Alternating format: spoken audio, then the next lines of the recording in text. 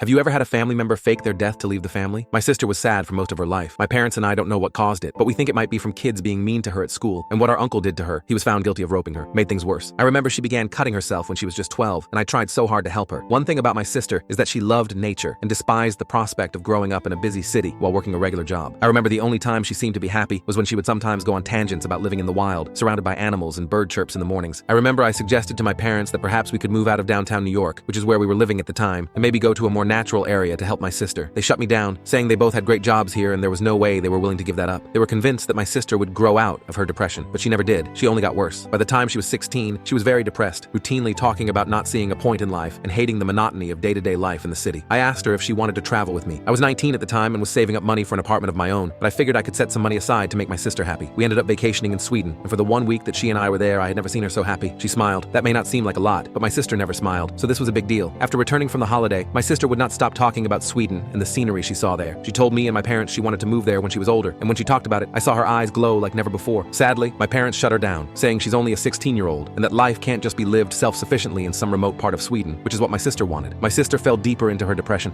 which lasted over 2 years. She never showed signs of actually going through with suicide, however, until one morning I found a note she had left in her room. It was her suicide note. She thanked me for the time in Sweden. I cried so much when I read it. She said she had thrown herself into the sea because if she couldn't live surrounded by nature, she could at least die surrounded by it. I told my parents, and instantly we informed the police, who tried long and hard to find her in the sea. Unfortunately, it was too novel, and we had a closed casket funeral. The grieving period was very hard on our family, and I fell into a depression myself. My parents ended up quitting their jobs and starting a new life away from New York. I'll admit, I blamed them a lot. I told them on one occasion that my sister died because their stupid corporate jobs were more important than their daughter's life. They both cried when I said that, and I went up to my room. I knew what I said was wrong, but was I wrong in what I said? My parents ended up separating within the next few years, and I found life to be very hard, finding it impossible to get out of bed some days. For the longest time, I searched the internet, hoping my sister was still out there while being in deep denial of the fact that she was gone, but I never had any luck. I still have her note, and I keep it with me. It's my most cherished possession. Little did I know that the note I had would turn out to be the thing that brought light back into this world. I read it obsessively, almost every single day. It was a very long note with many paragraphs, but the structure of them never made any sense to me. I tried to solve why the paragraphs were laid out so strangely, but never did. She ended her paragraphs in places she didn't need to end them. She would run a sentence into the next paragraph. It almost seemed like she wanted to make each paragraph a specific length. I would count the lines over and over and look for dates or letters of the alphabet to spell something, but it never did. I had given up on trying to solve this non-existent mystery a while ago, but recently I found my answer. The length of her paragraphs corresponded with the effing coordinates of the place we visited in Sweden, which just happens to be a place she mentioned she wanted to live in. When I found that, I started going berserk. I also found that if you put the second last letter of every line with every last letter of every third line, she spells out a sentence about her building a cabin there for herself, but the words are jumbled up. I now know where she is. I have booked a plane ticket to go see her. I hope for the love of God this is real, and I'm not crazy. I haven't told my parents yet, in case I'm wrong, and the false hope I gave them crushes them. Full story, linked below.